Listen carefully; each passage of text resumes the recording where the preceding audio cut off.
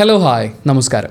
മലയാള സിനിമയിലെ പുത്തൻ താരോദയങ്ങളെ എന്ന് വെച്ചാൽ ഒറ്റയ്ക്ക് നിന്നാൽ ഒരു സിനിമ തന്നെ വിജയിപ്പിച്ചെടുക്കാൻ പറ്റുമെന്ന രീതിയിൽ വളർന്നു വരുന്ന പുതുതലമുറ അഭിനേതാക്കളെ ഒന്ന് അപ്രിഷ്യേറ്റ് ചെയ്യുക എന്നുള്ളതാണ് നമ്മൾ ഈ വീഡിയോയിൽ പ്രധാനമായിട്ട് ഉദ്ദേശിക്കുന്നത്.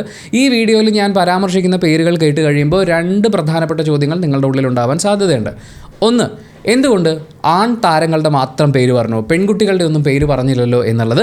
അത് നമ്മൾ സെപ്പറേറ്റ് ആയിട്ട് മറ്റൊരു വീഡിയോ ആണ് ചെയ്യുന്നത്, നായികമാർക്ക് വേണ്ടിയിട്ട്. ഇത് നായകന്മാർക്ക് വേണ്ടിയുള്ള വീഡിയോ ആണ്. രണ്ടാമത്തെ കാര്യം, നമ്മുടെ മറ്റ് പോപ്പുലർ താരങ്ങളെക്കുറിച്ച് നിങ്ങൾ എന്തുകൊണ്ട് പറയുന്നില്ല? പൃഥ്വിരാജും ദുൽഖർ സൽമാനും ഒക്കെ ഇതിനകത്ത് വരണ്ടേ എന്ന് ചോദിച്ചാൽ, പൊന്നു കൂട്ടുകാരാ, ഇറ്റ്സ് എ സാഡ് ട്രൂത്ത്. നമുക്ക് വയസ്സായിക്കൊണ്ടിരിക്കുകയാണ്.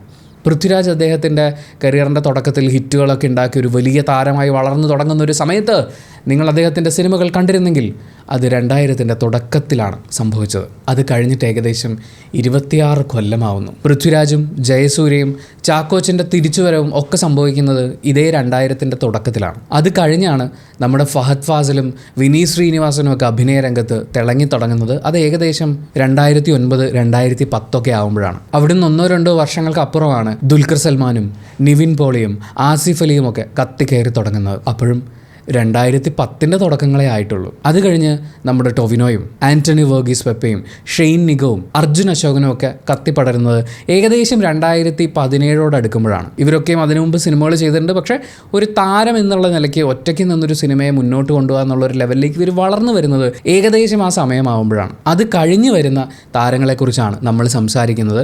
അങ്ങനെ പറഞ്ഞു വരുമ്പോൾ ഏറ്റവും ലാസ്റ്റ് ഈ പറഞ്ഞ ഒരു ആൻ്റണി വർഗീസ് പെപ്പെ, അർജുൻ അശോകൻ, ഷെയ്ൻ നിഗം പേരുകളൊക്കെ ആയിട്ട് നോക്കുമ്പോൾ ഏകദേശം ഒരു 2 വർഷത്തിനിപ്പുറം മാത്രം സ്വന്തം കരിയർ ആരംഭിച്ചിട്ടുള്ള അഭിനേതാക്കളെക്കുറിച്ചാണ് നമ്മൾ സംസാരിക്കുന്നത്. പക്ഷേ തലമുറകൾ ഇങ്ങനെ മാറി വന്നുകൊണ്ടിരിക്കുമ്പോൾ, സ്പീഡ് വളരെ കൂടിയ ഒരു ജീവിതത്തിലേക്ക് നമ്മളിങ്ങനെ കടന്നുകൊണ്ടിരിക്കുമ്പോൾ 2 വർഷമെന്ന് പറയുന്നത് വളരെ വലിയ ഒരു കാലഘട്ടമായിട്ട് നമുക്ക് പരിഗണിക്കാവുന്നതാണ്. അങ്ങനെ വന്നിട്ടുള്ള നമ്മുടെ ഏറ്റവും പുതിയ യുവതാരനിരയിലെ ഒരുപാട് പ്രതീക്ഷകൾ തോന്നിയിട്ടുള്ള അഭിനേതാക്കളെയാണ് ഞാൻ ഈ വീഡിയോയിൽ ഉൾപ്പെടുത്തുന്നത്. ഇതിൽ ഉൾപ്പെടുത്തണമായിരുന്നു എന്ന് നിങ്ങൾക്ക് തോന്നുന്ന താരങ്ങളുണ്ടെങ്കിൽ തീർച്ചയായും കമൻറ്റ് ബോക്സിൽ രേഖപ്പെടുത്താം. അതിലൊന്നാമത്തെ പേരുകാരൻ എന്ന് പറയുന്നത് അത് മാത്യു തോമസ് ആണ്. മാത്യുവിൻ്റെ കാര്യം പറയുമ്പോൾ നമ്മൾ ഈ ലിസ്റ്റിലെ ആളുകളെ പരിഗണിച്ച് നോക്കുമ്പോൾ മറ്റേ ബിഗ് ബിയിലെ ബിലാലിൻ്റെ കാര്യം പറഞ്ഞ പോലെ, നീയാണ് എൻ്റെ അടുത്തേക്ക് ആദ്യമായിട്ട് വന്നത്, എൻ്റെ ആദ്യത്തെ പുത്രൻ എന്ന് പറയുന്ന പോലെ തണ്ണീർമത്തൻ ദിനങ്ങളിലൂടെയാണ് നമ്മൾ മാത്യുവിനെ ആദ്യമായിട്ട് കാണുന്നത്. മാത്യുവിൻ്റെ ഒരു രൂപം, ഇവൻ അയാളുടെ സ്കിൻ ടെക്സ്ചർ, അയാളുടെ ബോഡി ലാംഗ്വേജ്, അയാളുടെ സംസാര ശൈലി, ഇതൊക്കെയും കൊണ്ട് വളരെയധികം റിലേറ്റബിൾ ആയിട്ടുള്ള, ഭയങ്കരമായിട്ട് നമുക്ക് ഇഷ്ടം തോന്നുന്ന ആ മാത്യുവിനെ നമ്മൾ സ്ക്രീനിൽ ആദ്യമായിട്ട് കണ്ടു. അതിമനോഹരമായിട്ടുള്ള പ്രകടനമാണ് മാത്യു ആ സിനിമയിൽ കാഴ്ചവെച്ചത്. അവിടെ ഒരു മകൻ, ഒരു അനിയൻ, കൊച്ചനിയൻ ഒരുപാട് കെയർ കിട്ടേണ്ടുന്നൊരു സമയത്ത് ആർക്കും അതിന് സമയമില്ലാതെ വരുമ്പോൾ ഒറ്റപ്പെടൽ അനുഭവിക്കുന്ന ആ പയ്യനെ നമ്മൾ സ്ക്രീനിൽ കാണുമ്പോൾ അവൻ്റെ ഇമോഷൻസ് മാത്യു അവതരിപ്പിക്കുമ്പോൾ നമുക്ക് ഇയാളെ അറിയാം, നമ്മളാണോ ഇയാൾ എന്ന് തോന്നിപ്പിക്കുന്ന അത്രയും ഹൃദയഹാരിയായിട്ടുള്ളൊരു പെർഫോമൻസ് എന്നാണ് അതിനെ വിളിക്കാനുള്ളത്. ആ കഥാപാത്രത്തിൻ്റെ ഓരോ ഇമോഷൻസും മാത്യു സ്ക്രീനിലേക്ക് എത്തിച്ചത് അത്രയും മനോഹരമായിട്ടാണ്. അവിടുന്ന് തൊട്ടടുത്ത സിനിമ നമ്മൾ തിയേറ്ററിൽ മാത്യുവിൻ്റേതായിട്ട് കാണുന്നത് തണ്ണീർമത്തൻ ദിനങ്ങളാണ്. അവിടെ വരുമ്പോൾ ഒരു നിഷ്കുവായിട്ടുള്ള പയ്യൻ, ഒരു ലോലഹൃദയനായിട്ടുള്ള പയ്യൻ, ഒരു കാമുകൻ. ടീനേജിൽ നിന്ന് നമ്മളൊരു യൗവനത്തിലേക്കുള്ളൊരു യാത്ര എന്ന് പറയുന്നത്, ഇതിനിടയിൽ ഒരുപാട് കൺഫ്യൂഷൻസ് ഉണ്ടാകുന്ന ഒരു സ്റ്റേജാണ് നമ്മുടെ ഒരു +2 കാലഘട്ടം എന്ന് പറയുന്നത്. ഒരുപാട് ആഗ്രഹങ്ങളും പ്രതീക്ഷകളും ഒക്കെ ഉണ്ടാകും. ചിലത് ചീറ്റിപ്പോവും, ചിലതൊക്കെ ഒത്തുവരും, ചിലത് അപ്രതീക്ഷിതമായി ഒത്തുവരും. ആ സമയത്ത് വീട്ടിൽ നമ്മൾ അനുഭവിക്കുന്ന കാര്യങ്ങളുണ്ട്, സ്കൂളിൽ ഫേസ് ചെയ്യേണ്ടി വരുന്ന കാര്യങ്ങളുണ്ട്, അധ്യാപകരുമായിട്ടുണ്ടാകുന്ന കോൺഫ്ലിക്റ്റുകളുണ്ട്. ഇതിനെല്ലാത്തിനെയും മാത്യു ഭയങ്കര രസകരമായിട്ട് സ്ക്രീനിലേക്ക് കൊണ്ടുവന്നിരുന്നു. പിന്നീട് വളരെ വ്യത്യസ്തമായിട്ടുള്ള ഒരു കഥാപാത്രത്തിനെ അദ്ദേഹം സ്ക്രീനിൽ അവതരിപ്പിച്ചു. പക്ഷേ ആ സിനിമ അത്ര വലിയൊരു ശ്രദ്ധ നേടാതെ പോയി. അത് ക്രിസ്റ്റി ആയിരുന്നു. തന്നേക്കാൾ പ്രായമുള്ളൊരു സ്ത്രീയോട് തോന്നുന്ന ഒരു പ്രണയം എന്ന് പറയുന്നത്. അവിടെ നമ്മളൊരു നിഷ്കളങ്ക ലോലഹൃദയനായിട്ടുള്ളൊരു പയ്യനെ തന്നെയാണ് കാണുന്നത്. അതും വളരെ കൺവിൻസിങ് ആയിട്ടാണ് മാത്യു അവതരിപ്പിച്ചത്. പക്ഷേ ഞാൻ ആ സിനിമ കാണുന്ന സമയത്തും പേഴ്സണലി എനിക്കതിൽ യോജിക്കാൻ പറ്റാത്ത കുറേ കാര്യങ്ങളുണ്ടായിരുന്നു. അത് കഴിഞ്ഞ് മാത്യു ഭയങ്കരമായിട്ട് സെലിബ്രേറ്റ് ചെയ്യപ്പെട്ടൊരു സമയം എന്ന് പറയുന്നത് ലിയോ എന്ന് പറയുന്ന സിനിമ വരുമ്പോഴാണ്. അതിൽ വിജയുടെ മകൻ്റെ ക്യാരക്ടർ, അതും വിജയുടെ ആ ഒരു മാത്യുവിനോട് സിമിലർ ആയിട്ടുള്ള പ്രായത്തിലുണ്ടായിരുന്ന ഫോട്ടോയൊക്കെ എടുത്തു വെച്ച് ഇവർ തമ്മിലുള്ള സാമ്യം കണ്ടോ എന്നൊക്കെ ചോദിച്ച് അതൊരു വലിയ ചർച്ചയായി മാറിയിട്ടുണ്ടായിരുന്നു. മാത്രമല്ല മലയാള സിനിമ ചരിത്രത്തിലെ ഒരു ഗംഭീര അറ്റംപ്റ്റ് എന്ന് പറയാവുന്ന ഒരു സിനിമ കൂടി മാത്യു ഭാഗമായിട്ട് റിലീസായിട്ടുണ്ടായിരുന്നു. അത് ലവ്ലി എന്ന് പറയുന്ന സിനിമയാണ്. രാജമൗലി ചെയ്തു വെച്ചിട്ടുള്ള ഈച്ച എന്ന് പറയുന്ന സിനിമ, ഈഗ എന്ന് പറയുന്ന സിനിമ, ആ സിനിമയുടെ ഒരു സക്സസിന് ശേഷം ഒരു ഈച്ച പ്രധാന കഥാപാത്രമായിട്ട് വരുന്നു. അവിടെ മാത്യുവിൻ്റെ പെർഫോമൻസിനെ ഞാൻ ഗംഭീരം എന്ന് പറയാനുള്ളൊരു കാരണം, അയാളുടെ മുന്നിൽ ഇല്ലാത്തൊരു കാര്യം അവിടെ ഉണ്ട് എന്ന് സങ്കല്പിച്ച് അതിന് കറക്റ്റായിട്ട് ഐ കോണ്ടാക്റ്റ് കൊടുത്തുകൊണ്ട് അത് പെർഫോം ചെയ്തെടുക്കുക എന്ന് പറഞ്ഞാൽ അത്ര എളുപ്പമുള്ളൊരു കാര്യമല്ല. ഈഗ എന്ന് പറയുന്ന സിനിമ റിലീസായ ശേഷം എല്ലാവരും പൊക്കി പറഞ്ഞൊരു പെർഫോമൻസ് അതിലെ വില്ലൻ്റെ ക്യാരക്ടറിൻ്റെ പെർഫോമൻസാണ്. കാരണം അയാളും ഈച്ചയുമാണ് ഏറ്റവും കൂടുതൽ ഒരുമിച്ച് വരുന്നത്. ഇവിടെ ഈച്ചയുമായിട്ട് ഏറ്റവും കൂടുതൽ സമയം സ്പെൻഡ് ചെയ്യുന്നത് മാത്യു ആയിരുന്നു. ആ രണ്ട് ക്യാരക്ടേഴ്സിനെ സ്ക്രീനിൽ കൺവിൻസിംഗ് ആയി കൊണ്ടുവരിക എന്ന് പറയുന്നതിൽ മാത്യുവിൻ്റെ പെർഫോമൻസിന് വളരെയധികം പങ്കുണ്ടായിരുന്നു.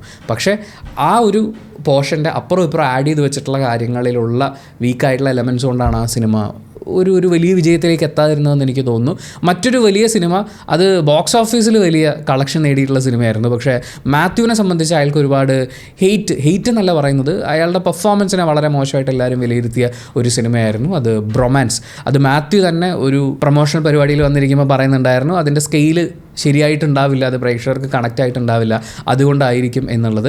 അത് അക്സെപ്റ്റ് ചെയ്യുന്നു എന്നുള്ളതും ആ നടൻ്റെ ഒരു ക്വാളിറ്റി ആയിട്ട് എനിക്ക് തോന്നുന്നു. അതൊന്നും നിങ്ങൾക്ക് മനസ്സിലാവാത്തതുകൊണ്ടാണ് അതിനകത്ത് നമ്മൾ ഇങ്ങനെ കാര്യങ്ങൾ ചെയ്തിട്ടുണ്ട് എന്ന് പറയുന്ന ഒരു ന്യായീകരണമോ അല്ലെങ്കിൽ ഓഡിയൻസിനെ കുറച്ച് കാണലോ ഒക്കെ വെക്കുന്നതിന് പകരം ഒരു പരാജയം ഉണ്ടാകുമ്പോൾ അത് ഞാൻ ചെയ്തു പോയതിൻ്റെ അതിൻ്റെ സ്കെയിലിൻ്റെ കുഴപ്പമായിരിക്കാം എന്ന് പറയുന്ന ആ മൈൻഡ് സെറ്റ്, അത് അയാളിൽ അഭിനേതാവിന് ഇനിയും വളരാനുള്ള സ്കോപ്പ് ഉണ്ടെന്ന് പറയുന്ന ഒരു പ്രതീക്ഷ അത് കേട്ടിരിക്കുന്ന പ്രേക്ഷകനുണ്ടാവും. മാത്യുവിനെ ഞാൻ നോക്കിക്കാണുന്നത് നമുക്ക് വളരെയധികം റിലേറ്റബിൾ ആയിട്ടുള്ള, നമ്മുടെ ആരോ ആണ് അല്ലെങ്കിൽ നമ്മൾ തന്നെയാണ് എന്ന് തോന്നുന്ന അദ്ദേഹത്തിൻ്റെ രൂപഗുണങ്ങളെയാണ് ഞാൻ പറയുന്നത്. ആ രൂപഗുണങ്ങൾ, അദ്ദേഹത്തിൻ്റെ ബോഡി ലാംഗ്വേജ്, പെർഫോമൻസ്, അതിൻ്റെ ടൈമിങ്, അയാൾക്ക് ഇനിയും ഒരുപാട് പ്രൂവ് ചെയ്യാനുണ്ട്. ആൻഡ് രണ്ടാമത്തെ ആൾ, അത് മാത്യുവിൻ്റെ രണ്ടാമത്തെ സിനിമയിൽ നമ്മൾ ഏറ്റവും അധികം ശ്രദ്ധിച്ചിട്ടുള്ള പെർഫോമറാണ്, അത് നസ്ലിനാണ്. എനിക്കിപ്പോഴും ഓർമ്മയുണ്ട്, തണ്ണീർമത്തൻ ദിനങ്ങൾ കണ്ടതിന് ശേഷം മനസ്സിലിങ്ങനെ നിറഞ്ഞു നിൽക്കുകയാണ്. നമ്മൾ പ്രേമലു കഴിയുമ്പോൾ സംഗീത് പ്രതാപിൻ്റെ ക്യാരക്ടർ നിറഞ്ഞു നിൽക്കുന്ന പോലെ തണ്ണീർമത്തൻ ദിനങ്ങൾ കഴിയുമ്പോൾ നമ്മുടെ മനസ്സിൽ നിറഞ്ഞു നിൽക്കുന്നത് നസ്ലിൻ്റെ പെർഫോമൻസ് ആയിരുന്നു.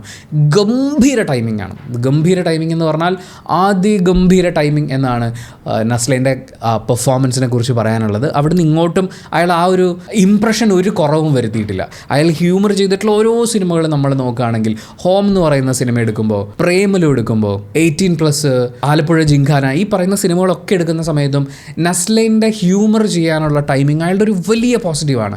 പുതുതലമുറ അഭിനേതാക്കളിൽ ഈ ഹ്യൂമർ ആസ് എ ക്യാരക്ടർ നിന്ന് എന്നാൽ ഒരു എക്സാജറേറ്റഡ് സാധനങ്ങളൊന്നും കൊടുക്കാതെ സിമ്പിളായിട്ട് കൊണ്ടുവരിക എന്ന് പറയില്ലേ, വളരെ ഈസി ആയിട്ട് ഹ്യൂമർ കൈകാര്യം ചെയ്യുന്നു എന്ന് കാണുന്ന ആളുകൾക്ക് ഫീൽ ചെയ്യുന്ന അത്രയും നല്ല ടൈമിംഗ് ഉള്ളൊരു പെർഫോമറാണ് നസ്ലിൻ.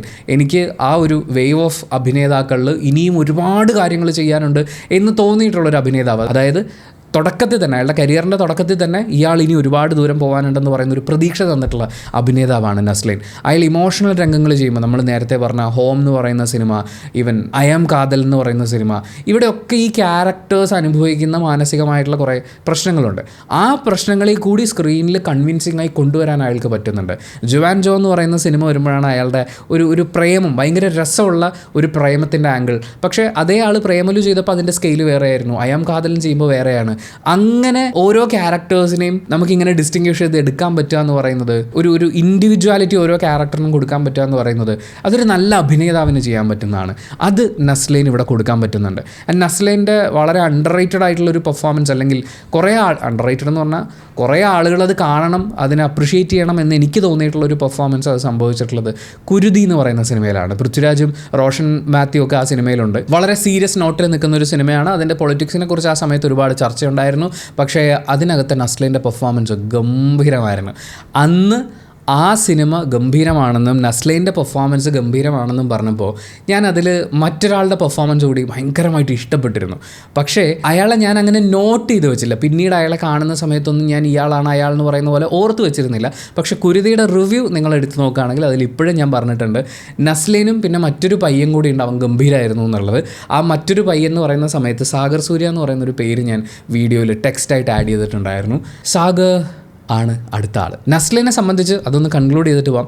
നസ്ലിൻ ഒരു ട്രസ്റ്റബിൾ പാക്കേജാണ്. ഇയാളുടെ മുഖം കാണുമ്പോൾ നമുക്ക് വിശ്വസിച്ച് തിയേറ്ററിലേക്ക് പോവാം. നമുക്ക് രസമായിട്ട് കണ്ടിരിക്കാനുള്ള കുറച്ച് ഹ്യൂമർ ഉണ്ടാവും. ഇമോഷണൽ കാര്യങ്ങളാണെങ്കിലും അയാളത് ഗംഭീരമായിട്ട് കൈകാര്യം ചെയ്യും. വളരെ സബ്റ്റിലായിട്ട് രസമായിട്ട് ഒരു ക്യാരക്ടറിനെ നമ്മുടെ മുന്നിൽ എത്തിക്കാൻ പറ്റുന്ന ആളാണ് അയാൾ എന്നുള്ളതാണ്. ആൻഡ് സാഗർ സൂര്യയിലേക്ക്. ബഹുഭൂരിപക്ഷം മലയാളികളും സാഗർ സൂര്യ എന്ന് പറയുന്ന പേര് അല്ലെങ്കിൽ ആ അഭിനേതാവിനെ വളരെയധികം ശ്രദ്ധിക്കുന്നത് തട്ടിയും മുട്ടിയും എന്ന് പറയുന്ന ഒരു സീരിയൽ വന്നതിന് ശേഷമായിരിക്കും. അതിലെ പെർഫോമൻസ് വളരെയധികം അപ്രിഷ്യേറ്റ് ചെയ്യപ്പെട്ടിട്ടുണ്ടായിരുന്നു. ഞാൻ സാഗർ സൂര്യനെ ഭയങ്കരമായിട്ട് ശ്രദ്ധിക്കുന്ന ഒരു സമയം എന്ന് പറയുന്നത് ഈ ബിഗ് ബോസിൽ വന്ന ആ ഒരു ടൈമായിരുന്നു. അതിനുശേഷമാണ് പണി എന്ന സിനിമ ഉണ്ടാകുന്നത്. പണിയിലെ സാഗർ സൂര്യ എന്ന് പറയുന്നത് അതൊരു ഗംഭീര പെർഫോമറിന് ആടിത്തിമിർക്കാൻ കിട്ടിയ ഒരു അവസരം എന്ന് തന്നെ നമുക്ക് പറയാം. അത് അയാൾ അടിപൊളിയായിട്ട് ചെയ്തു വെച്ചിട്ടുണ്ടായിരുന്നു. അത്രയും കൺവിൻസിങ് ആയിട്ട് എന്ന് വെച്ചാൽ ആ ക്രൂരൻ, ആ വൃത്തികെട്ടവൻ എന്ന് പറയുന്നത് നമുക്ക് അങ്ങനെ ഫീൽ ചെയ്യുന്ന പോലെ. അതിലെ ഡയലോഗുകളൊക്കെ പിന്നീട് ഭയങ്കര ഹിറ്റായിട്ട് മാറിയിട്ടുണ്ടായിരുന്നു. അയാളുടെ നോട്ടം, നിപ്പ്, നടപ്പ് ഒക്കെയും. അതായത് അയാൾ ക്യാരക്ടറായിട്ട് മാറുന്നു എന്ന് പറയുന്ന ഒരു കാര്യമല്ലേ, അത് ശരിക്കും നമുക്ക് മനസ്സിലാവണമെന്നുണ്ടെങ്കിൽ നിങ്ങൾ പണി എന്ന് പറയുന്ന സിനിമയിലെ കുറച്ച് രംഗങ്ങൾ കണ്ടിട്ട് നേരെ തിയേറ്ററിൽ പോയിട്ട് പ്രകമ്പനം കാണണം. കാരണം പ്രകമ്പനം എന്ന് പറയുന്ന സിനിമയിൽ അയാളായിട്ട് മാത്രമല്ല അഭിനയിക്കുന്നത്, അതിൽ വേറെ കുറച്ച് എലമെൻസും കൂടെയുണ്ട്. അതെന്താണ് എന്ന് തിയേറ്ററിൽ സിനിമ ഓടിക്കൊണ്ടിരിക്കുന്ന സമയത്ത് പറയാൻ എനിക്ക് ബുദ്ധിമുട്ടുണ്ട്. പക്ഷേ മറ്റൊരാളായി ആടിത്തിമിർക്കുക എന്ന് പറയാം, അതായത് എസ്റ്റാബ്ലിഷ്ഡ് ആയിട്ടുള്ള ഒരു സംഭവത്തിനെ നമ്മുടെ മുന്നിലേക്ക് അങ്ങനെ കൺവിൻസിങ് ആയി കൊണ്ടുവരിക എന്ന് പറയുന്നത്. ആൻഡ് ഈ പണിയിലെ ക്യാരക്ടർ, അയാളുടെ ബോഡി ലാംഗ്വേജ്, അയാളുടെ ഡയലോഗ് ഡെലിവറി ഒക്കെ എടുത്തിട്ട് നിങ്ങൾ പ്രകമ്പനത്തിലേക്ക് പോകുമ്പോൾ വേറെ തന്നെ ഒരു ക്യാരക്ടറാണ്. അതായത് നിങ്ങൾക്ക് സിമിലാരിറ്റി ഒന്നും കണ്ടുപിടിക്കാനില്ല. അങ്ങനത്തെ ഒരു പെർഫോമൻസ് അയാളിവിടെ ചെയ്തു വെച്ചിട്ടുണ്ട്. ആൻഡ് സാഗർ സൂര്യനെ ഞാൻ പുറത്തുനിന്ന് നമ്മൾ ആസ് എ പ്രേക്ഷകൻ നോക്കുമ്പോൾ അയാളുടെ ഒരു ഗ്രോത്ത് എന്ന് പറയുന്നത് വളരെ സ്ലോ ആണ്. Slow in the sense study ആയിട്ട് പതിയെ വൺ അറ്റ് എ ടൈം എന്ന് പറയുന്ന പോലെയാണ് അയാൾ ഗ്രോ ചെയ്തുകൊണ്ടിരിക്കുന്നത്. അയാളുടെ ഫാൻ ബേസും അങ്ങനെയാണ് ഗ്രോ ചെയ്തുകൊണ്ടിരിക്കുന്നത്. അത് വളരെ സസ്റ്റൈനബിളായി മുന്നോട്ട് പോകും എന്നാണ് ഞാൻ പ്രതീക്ഷിക്കുന്നത്. നിങ്ങൾക്ക് ഒരുപാട് ദൂരം സഞ്ചരിക്കാനുണ്ട്, നിങ്ങൾ ഒരുപാട് കാര്യങ്ങൾ ചെയ്യാനുണ്ട്, ഒരുപാട് ഉയരങ്ങളിലേക്ക് പോകാനുണ്ട് എന്ന് നമുക്ക് പറയാൻ തോന്നിപ്പിക്കുന്ന അത്രയും മികച്ചൊരു പെർഫോമർ എന്നാണ് എനിക്ക് സാഗർ സൂര്യനെ മാർക്ക് ചെയ്യാൻ തോന്നുന്നത്. പ്രകമ്പനം കൂടി കണ്ടിട്ട് നിൽക്കുമ്പോൾ ഞാൻ ഈ ഒരു വീഡിയോ ചെയ്യാൻ വേണ്ടിയിട്ട് ഇവരുടെയൊക്കെ ഫിൽമോഗ്രഫി എടുത്ത് നോക്കിയപ്പോഴാണ് ഈ കുരുതി എന്ന് പറയുന്ന പടം. എന്നിട്ട് ഞാൻ അതിൻ്റെ റിവ്യൂ എടുത്ത് നോക്കിയപ്പോൾ ശരിയാണ്, ഞാൻ ആ സിനിമയിൽ സാഗർ സൂര്യയുടെ പെർഫോമൻസ് കണ്ട് എനിക്ക് അത്രയും ഇഷ്ടപ്പെട്ട അയാളുടെ പേര് മെൻഷൻ ചെയ്യാൻ, അന്ന് നമ്മൾ പേര് ടെക്സ്റ്റായിട്ട് ആഡ് ചെയ്യാനേ പറ്റിയിട്ടുള്ളൂ. പക്ഷേ ഇന്ന് സാഗർ സൂര്യ ഏത് സിനിമയിൽ വന്നാലും സാഗർ സൂര്യ ഉള്ള സിനിമയാണെങ്കിൽ ശ്രദ്ധിക്കും എന്ന് പറയുന്ന ഒരു അവസ്ഥയിലേക്ക് അയാൾ വളർന്നിട്ടുണ്ട്. അത് അയാളുടെ കഠിനാധ്വാനത്തിൻ്റെ, കാത്തിരിപ്പിൻ്റെ ഒക്കെ ഫലമാണ്. ഇനിയും ഒരുപാട് ഉയരങ്ങൾ താണ്ടാൻ അയാൾക്ക് സാധിക്കട്ടെ. ആൻഡ് ഈ ലിസ്റ്റിലെ നമ്മുടെ അടുത്ത performer none other than Sandeep Pradeep. സന്ദീപിനെ നമ്മൾ ഏറ്റവും കൂടുതൽ ശ്രദ്ധിക്കുന്നത്, ഏറ്റവും അധികം ആളുകൾ ശ്രദ്ധിക്കുന്നത് ഫാലിമി എന്ന് പറയുന്ന സിനിമയിലായിരിക്കും. പക്ഷേ ഫാലിമിക്ക് മുമ്പ് അയാൾ 18-ാം പടിയിലും അന്താക്ഷരിയിലും ഉണ്ടായിരുന്നു. പക്ഷേ ഞാനും ഓർക്കുന്നില്ല, അതായത് നമ്മളൊരു ആ സിനിമ അന്ന് കണ്ടപ്പോൾ ഞാൻ നല്ല അഭിപ്രായങ്ങൾ പറഞ്ഞിട്ടുള്ള പടങ്ങളാണെങ്കിലും അന്ന് ആ സിനിമ കണ്ടതിൽ നിന്ന് ഓർത്തെടുക്കാനാണെങ്കിലും ഒരുപാട് മുഖങ്ങളുള്ള സിനിമ എന്ന് പറയുന്ന പോലെ. പക്ഷേ ഫാലിമിയിലെ സന്ദീപ് പ്രദീപ് എന്ന് പറയുന്നത് അത് വെൽ പ്ലേസ്ഡ് ആയിരുന്നു. ഒരു ജെൻസി പയ്യൻ എന്ന് പറയുന്നത് അവൻ്റെ ആറ്റിറ്റ്യൂഡ്, അവൻ്റെ ബോഡി ലാംഗ്വേജ്, അവൻ്റെ ചിന്തകൾ, അതായത് ആ പയ്യൻ എന്താണ് ആരാണെന്ന് നമുക്ക് അതുപോലെ മനസ്സിലാക്കി തരുന്ന പോലെ ഗംഭീരമായിട്ട് എഴുതി ഉണ്ടാക്കിയിട്ടുള്ള ഒരു ക്യാരക്ടറായിരുന്നു. അതിനെ സന്ദീപ് പ്രദീപ് ജീവൻ കൊടുത്ത് സ്ക്രീനിലേക്ക് കൊണ്ടുവന്നിരിക്കുന്നത് ഗംഭീരമായിട്ടാണ്. എന്ന് വെച്ചാൽ ഫാലിമി കണ്ട എല്ലാവരും സന്ദീപിനെ ഓർത്തിരിക്കും, സന്ദീപിൻ്റെ ക്യാരക്ടറിനെ പുകഴ്ത്തും, അയാളുടെ പെർഫോമൻസിനെ പുകഴ്ത്തും. അയാൾ അത്രയും രസമായിട്ട് അത് ചെയ്തിട്ടുണ്ട്. അവിടുന്ന് പടക്കളത്തിലേക്ക് വരുമ്പോഴാണ് അയാൾ കുറേയും കൂടി തിളങ്ങുന്നത് ഞാൻ കാണുന്നത്. കാരണം പടക്കളം എല്ലാവരും കണ്ടിട്ടുണ്ടാവണമെന്ന് ഞാൻ വിചാരിക്കുന്നു. OTT റിലീസ് അടക്കം കഴിഞ്ഞ് കുറേ നാളുകളായിട്ടുള്ള സിനിമയാണ്. അതിനകത്ത് ഷറഫുദ്ദീൻ്റെ ക്യാരക്ടറായി ഇയാൾ പെർഫോം ചെയ്യണം. അപ്പോൾ ഷറഫുദ്ദീൻ്റെ ക്യാരക്ടറിനുള്ള ഒരു കലിപ്പ് ഭാവമൊക്കെ ഉണ്ട്, അയാളുടെ വളരെ അഗ്രസീവായിട്ടുള്ള ബിഹേവിയർ ഉണ്ട്. അപ്പോൾ അതുവരെ ഒരു പേടി ഉള്ള ആളായിരുന്നിട്ട് പെട്ടെന്ന് മറ്റേ ആളായിട്ട് മാറുന്ന ആ ഒരു സംഭവത്തിന് ആ ബോഡി ലാംഗ്വേജ്, നോട്ടം, കണ്ണുകൾ എല്ലാം കൊണ്ടും സന്ദീപ് പ്രദീപ് ഞെട്ടിച്ച് കളഞ്ഞൊരു സിനിമയായിരുന്നു പടക്കളം എന്ന് പറയുന്നത്. പടക്കളം അത് തിയേറ്ററിൽ ഉണ്ടായിരുന്ന സമയത്തും അതിൻ്റെ റിവ്യൂലും പറഞ്ഞാണ്, ഇത് തിയേറ്ററിൽ നിങ്ങൾ എൻജോയ് ചെയ്ത് നോക്കൂ, അത് നിങ്ങൾക്ക് ഭയങ്കരമായിട്ട് രസമായിട്ട് എൻജോയ് ചെയ്യാൻ പറ്റുമെന്ന്. OTTയിൽ വന്നതിന് ശേഷം എല്ലാവരും സന്ദീപ് പ്രദീപിൻ്റെ ആ ഒരു പെർഫോമൻസ് മികവിനെ അടയാളപ്പെടുത്തിയിട്ടുണ്ടായിരുന്നു. അതിനുശേഷമാണ് എക്കോ റിലീസാവുന്നത്. That's something else. ഞാൻ സന്ദീപ് പ്രദീപിനെ കുറിച്ച് ഇപ്പോൾ സംസാരിക്കുമ്പോൾ പറയുന്നത് വളരെ കോംപ്ലക്സ് ആയിട്ടുള്ള ഇമോഷൻസ്, ചിന്തകൾ, ഇതൊക്കെ മനസ്സിൽ കൂടി പാസ് ചെയ്തു പോകുന്ന ഒരു ക്യാരക്ടറായിട്ട് നിങ്ങൾ നിൽക്കണം. അതായത് നിങ്ങൾ ഇതാണ് ചെയ്യുന്നത്, ഇങ്ങനെയാണ് നിൽക്കുന്നത്, പക്ഷേ നിങ്ങളുടെ ഉള്ളിൽ ഇങ്ങനെയുള്ള ചിന്തകളുണ്ട് എന്ന് പറയുമ്പോൾ രണ്ട് തരത്തിലാണ് അഭിനേതാക്കൾ. ഒന്ന്, ഈ ഉള്ളിലുള്ളത് മുഴുവൻ മുഖത്തെടുത്തിട്ടിട്ട് അങ്ങനെയാണോ ഇങ്ങനെയാണോ എന്ന് പറഞ്ഞാൽ ഭയങ്കര എക്സ്പ്രഷനൊക്കെ ഇട്ടിട്ട് തകർക്കാൻ നോക്കും. ചില ആൾക്കാർ നമ്മുടെ ലാലേട്ടനെയൊക്കെ പോലെ അല്ലെങ്കിൽ മമ്മൂക്കിയൊക്കെ പോലെ അവരിങ്ങനെ സർട്ടിലായിട്ട് നിൽക്കുകയുള്ളൂ. പക്ഷേ അവരുടെ എക്സ്പ്രഷനിൽ, അവരുടെ മുഖത്തെ മൈക്രോ എക്സ്പ്രഷൻസിൽ നമുക്ക് കിട്ടും ഈ ക്യാരക്ടറിൻ്റെ ഉള്ളിലെ വികാരങ്ങളുടെ സഞ്ചാരങ്ങൾ ഇങ്ങനെയാണ് പൊയ്ക്കൊണ്ടിരിക്കുന്നതെന്ന്. അങ്ങനെ സർട്ടിലായിട്ട് എന്നാൽ വളരെ കോംപ്ലക്സ് ആയിട്ടുള്ള ഇമോഷൻസിനെ സ്ക്രീനിൽ കൊണ്ടുവരാൻ പറ്റുന്ന ഒരു ഗംഭീര അഭിനയ പ്രതിഭയായിട്ടാണ് എനിക്ക് സന്ദീപ് പ്രദീപിനെ ഫീൽ ചെയ്യുന്നത്. എന്ന് വെച്ചാൽ അയാൾ അഭിനയത്തിൻ്റെ എല്ലാം കഴിഞ്ഞു എന്നല്ല ഞാൻ പറയുന്നത്. അയാൾക്ക് ഇനിയും പഠിക്കാനുണ്ട്, ഇനിയും എക്സ്പീരിയൻസ് ഗ്യാദർ ചെയ്ത് കൂടുതൽ പെർഫോം ചെയ്ത് മികവിലേക്ക് എത്തേണ്ടതുണ്ട്. പക്ഷേ അതിനെല്ലാം ഉള്ളൊരു സ്പേസ് ഉള്ള അഭിനേതാവായിട്ട് എനിക്ക് ഫീൽ ചെയ്യുന്നുണ്ടായിരുന്നു. അതിൻ്റെ അയാൾ ഒരു ഗംഭീര ഫൈറ്ററാണ്. ഈ പറയുന്ന മറ്റ് അഭിനേതാക്കളെയൊക്കെ പറയും, ഇപ്പോൾ നസ്ലിൻ അയാളുടെ ബോഡി ട്രാൻസ്ഫോർമേഷൻ ചെയ്തിട്ടുണ്ട്, ബോക്സിങ് ചെയ്തു, സന്ദീപ് പ്രദീപും അത് ചെയ്തു. സാഗർ സൂര്യയുടെ കാര്യം പറയണ്ട. സന്ദീപ് പ്രദീപും എക്കോ എന്ന് പറയുന്ന സിനിമയിൽ അയാളുടെ ഫൈറ്റ് സംഭവങ്ങളൊക്കെ കാണുമ്പോൾ ഒരു ട്രെയിൻഡ് ഫൈറ്ററായിട്ടും അയാൾ പെർഫോം ചെയ്തു.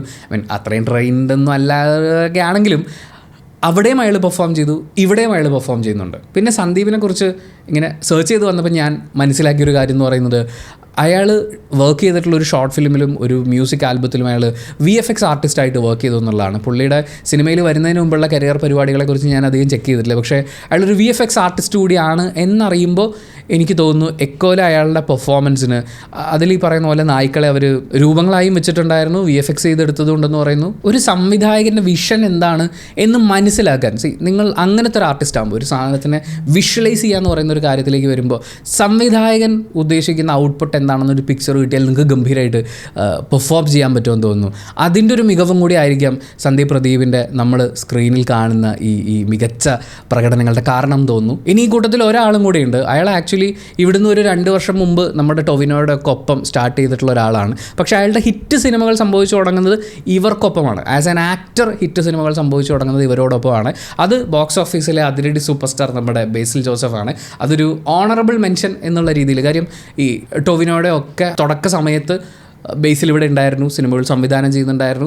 അവിടുന്ന് അയാൾ ആസ് എൻ ആക്ടർ വന്ന് ഇവരുടെ ഈ ഒരു തലമുറയ്ക്കൊപ്പമാണ് അയാൾ മുന്നോട്ട് പോയിക്കൊണ്ടിരിക്കുന്നത്. തമിഴിലടക്കം ഇനിയും കുറേ സിനിമകൾ അയാളുടെ വരാനുണ്ട്. അയാൾ സംവിധാനം ചെയ്ത സിനിമയും അഭിനയിച്ച സിനിമയും ഒക്കെ നാഷണൽ ലെവലിൽ ചർച്ചയാവുന്ന അത്രയും ഗംഭീര ഔട്ട്പുട്ട് കൊടുക്കാൻ പറ്റുന്ന ഒരു ഡയറക്ടർ ആക്ടറാണ് ബേസിൽ ജോസഫ്. വേറെയും വളർന്നു വരുന്ന ഒരുപാട് താരങ്ങളുണ്ട് കേട്ടോ. ഒറ്റയ്ക്കൊരു സിനിമ തന്നെ ഷോൾഡർ ചെയ്യുന്ന ആ ഒരു ലെവലിലേക്ക് നമ്മൾ കണ്ടിട്ടില്ലാത്തതുകൊണ്ടാണ്. പക്ഷേ വരുമെന്ന് പ്രതീക്ഷിക്കുന്നു. അങ്ങനെ ഇനിയും താരങ്ങളുണ്ട്. തീർച്ചയായും ഈ വീഡിയോ കണ്ടുകൊണ്ടിരിക്കുന്ന സമയത്ത് നിങ്ങളുടെ മനസ്സിലും ചില പേരുകൾ പോയിട്ടുണ്ടാകും, ചില മുഖങ്ങൾ വന്നിട്ടുണ്ടാകും. ഇവരെ കൂടി ഈ ലിസ്റ്റിൽ ആഡ് ചെയ്യേണ്ടതാണ്. ഇവരിലും എനിക്ക് ഒരുപാട് പ്രതീക്ഷകളുണ്ടെന്ന് തോന്നുന്ന പേരുകൾ, അങ്ങനെയുള്ള പേരുകൾ നിങ്ങൾക്ക് കമൻറ്റ് ബോക്സിൽ രേഖപ്പെടുത്താം. ആൻഡ് ഈ വീഡിയോയിൽ പറഞ്ഞ ആളുകളെക്കുറിച്ചും മറ്റ് താരങ്ങളെക്കുറിച്ചും സംസാരിക്കുമ്പോൾ കുറച്ച് റെസ്പെക്റ്റോടുകൂടി സംസാരിക്കുക. ഒരാളെ താഴ്ത്തി കെട്ടിയുള്ള പരസ്പരം കമ്പയർ ചെയ്ത് മോശക്കാരാക്കിയിട്ടുള്ള കമൻറ്റുകളൊക്കെ വരികയാണെന്നുണ്ടെങ്കിൽ ആദ്യം ഡിലീറ്റ് ചെയ്യും, ആവർത്തിച്ച് കഴിഞ്ഞാൽ ചാനലിൽ നിന്ന് ഹൈഡ് ചെയ്യും. ആളുകളെ പേഴ്സണലി അറ്റാക്ക് ചെയ്തുകൊണ്ടുള്ള ആനന്ദം കണ്ടെത്തൽ എന്ന് പറയുന്നത് പ്രോത്സാഹിപ്പിക്കപ്പെടേണ്ട ഒന്നല്ല എന്നാണ് ഞാൻ വിശ്വസിക്കുന്നത്. സോ ഞാൻ ഈ വീഡിയോ ചെയ്യുന്ന ആഴ്ചയും തിയേറ്ററുകളിലേക്ക് നമ്മൾ ഈ പറഞ്ഞ താരങ്ങളുടെ സിനിമകൾ എത്തുന്നുണ്ട്. ഓൾറെഡി ഉള്ള സിനിമകൾ വലിയ വിജയമായി തുടർന്നുകൊണ്ടിരിക്കുന്നു. അങ്ങനെ വലിയ വിജയ ചിത്രങ്ങൾ ഉണ്ടാക്കുന്ന, കൂടുതൽ പുതിയ താരങ്ങൾ വളർന്നു വരുന്ന, ഗംഭീര സിനിമകൾ ഉണ്ടാകുന്ന മലയാളം ഫിലിം ഇൻഡസ്ട്രി വാനോളം വളരട്ടെ എന്ന് ആശംസിച്ചുകൊണ്ട് thank you so much for watching this video. Video ഇഷ്ടപ്പെട്ട ലൈക്ക് ചെയ്യുക, കമൻറ്റ് ചെയ്യുക, ഷെയർ ചെയ്യുക, സബ്സ്ക്രൈബ് ചെയ്യുന്ന കാര്യവും ഹൈപ്പ് ചെയ്യുന്ന കാര്യവും പരിഗണിക്കുക.